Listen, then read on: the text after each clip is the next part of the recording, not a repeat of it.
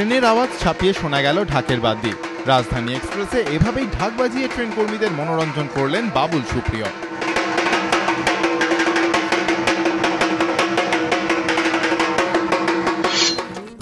তার গান শুনে মন মুগ্ধ। রাজনীতির দুনিয়ায় পা রেখেও তার চোখ ধাঁধানো সাফল্য। এর পাশাপাশি তিনি যে এত ভালো রাঁধেনও তা জানা ছিল কি? রাঁধুনির ভূমিকায় বাবুল সুপ্রিয়। বিশ্বকর্মা পুজোর দিন দিল্লি থেকে আসানসোলগামী রাজধানী এক্সপ্রেসের প্যান্ট্রিতে হাজির হলেন বাবুল। প্রতিদিনই তো প্যান্ট্রি রাঁধুনিরা যাত্রীদের রান্না করে খাওয়ান, তাই বাবুলের ইচ্ছে তিনি মাংস রান্না করে খাওয়াবেন তাদের। যেমন ভাবনা তেমন কাজ। রাঁধুনিরা রইলেন তত্ত্বাবধানে, আর হাতা খুন্তি নিয়ে রান্না শুরু করলেন বাবুল।